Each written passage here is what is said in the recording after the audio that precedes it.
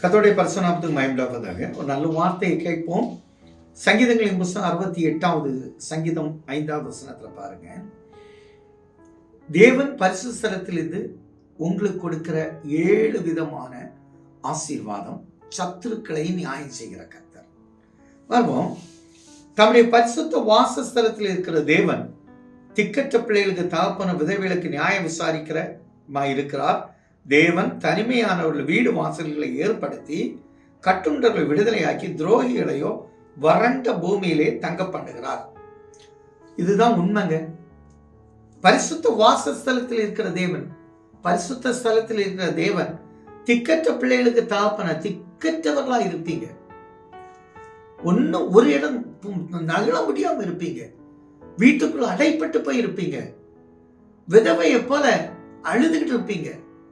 என்னடா செய்ய போறேன்னு. ஆனா சொல்ற, தனிமையாய் இப்படி இருக்கிற உங்களுக்கு கர்த்தர் வீடு வாசல் எல்லாம் ஏற்படுத்தி நல்ல வீட்டுல கொண்டு மகிழ செய்து அழகான வீட்டுல உங்களை சீமானாய் வைத்து ஆசீர்வதிக்கிற கர்த்தர்.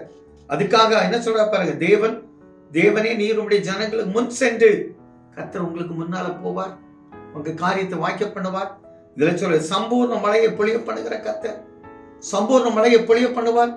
உங்களுக்கு தேவன் பலத்தை கட்டளையிடுவார்.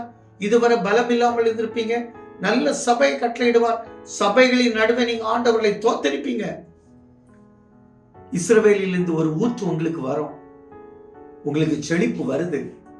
உங்களுக்கு நல்ல நாட்கள் பிறந்திருக்கு. உங்க காரியம் ஜெயமாய் மாறி இருக்கு.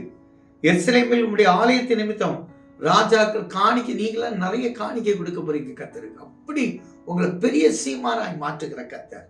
ஆனா உங்கள் துரோகிகளை உங்க கண் முன்ன அவர் பாடுகளை பார்க்கறது நீங்க பாவீங்க. அதான் சொன்னார்ல சங்கீதக்காரர், என் சத்துருக்களுக்கு நேரிடுவது என் கண் காணும், காது கேட்கும். இதுவரை உங்களை கஷ்டப்படுத்தி இருப்பாங்க, துன்பப்படுத்தி இருப்பாங்கப்பா, அவங்களுக்கு நேரிடுறத நீங்க பார்ப்பீங்க, காதால கேட்பீங்க, பார்க்க வைப்பார். அவங்களுக்கு முன்னால உங்களுக்கு ஒரு பெரிய உயர்வை கொடுப்பார்.